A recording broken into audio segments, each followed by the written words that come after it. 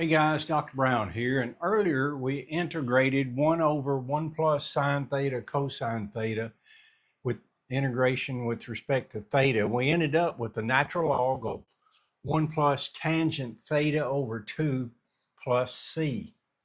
So now in this video, we're going to take the derivative of that to confirm that that answer is correct.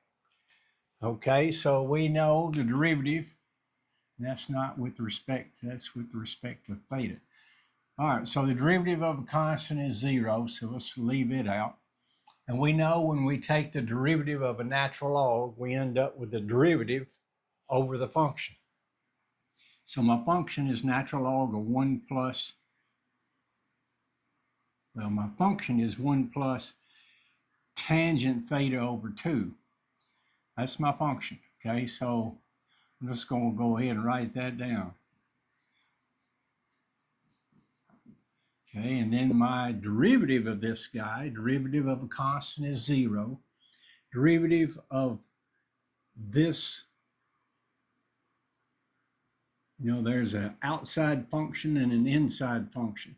The derivative of tangent of some angle is secant squared of some angle, in this case, angle is theta over 2, times the derivative of 1/2 theta.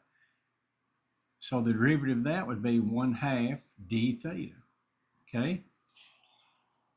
All right. Let's take and convert the secant and the tangent to something of sine cosines. So we have 1/2 1 over cosine squared theta over 2. Okay, and there's 1/2 divided by 1 plus sine theta over 2 over cosine theta over 2. Now to get a common denominator, I'll multiply this by cosine theta over 2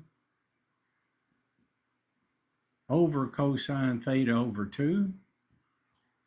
So that's my 1. So I'm just going to join those together.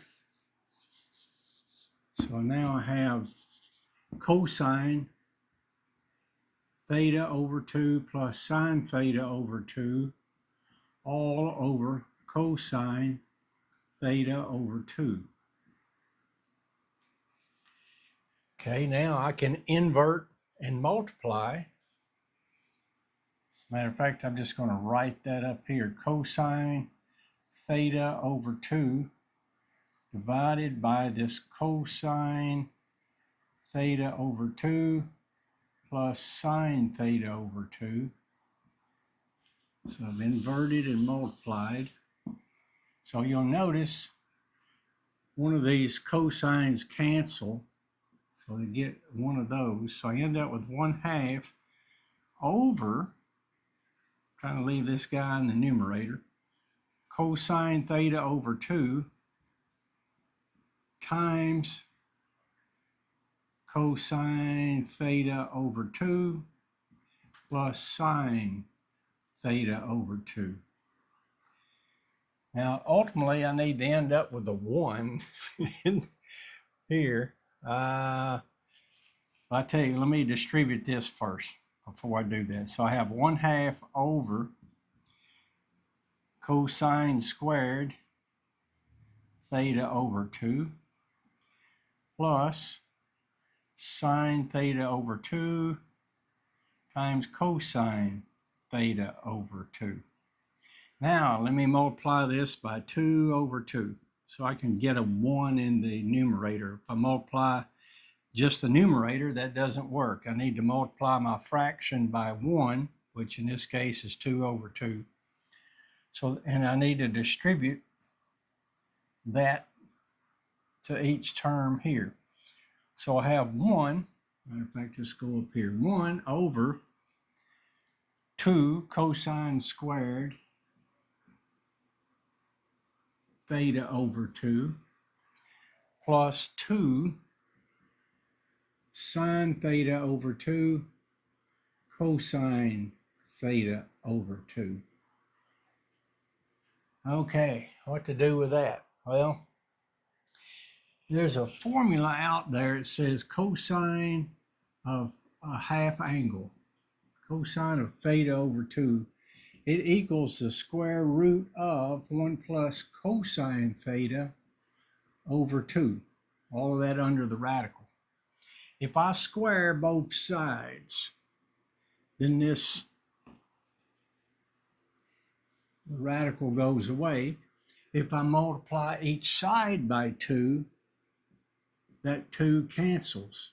So now I have 2 cosine squared theta over 2 equals 1 plus cosine theta. So I have 1. I'm going to replace this with 1 plus cosine. But I still have 2 sine theta over 2 cosine theta over 2. All right, what to do with that? I need to somehow show that that equals sine theta. Remember, one of your useful triangles is a 30, 60, 90 triangle. Now, if I let this angle be theta, this one is theta over 2, right? Now, you also know from a 30, 60, 90, well, pre-calculator days, the side opposite to 30 is a 1, the side opposite to 60 is the square root of 3. Over here is a 2. If you don't believe me, that's 1 squared plus square root of 3 squared should equal 2 squared. So that's 1 plus 3 equals 4. So that's correct. All right. Now, having said that, 2 times sine theta over 2 cosine theta over 2. We're trying to say it equals sine theta. Let's see if it does. So 2 times sine of theta over 2. So this is theta over 2. Sine would be opposite over hypotenuse.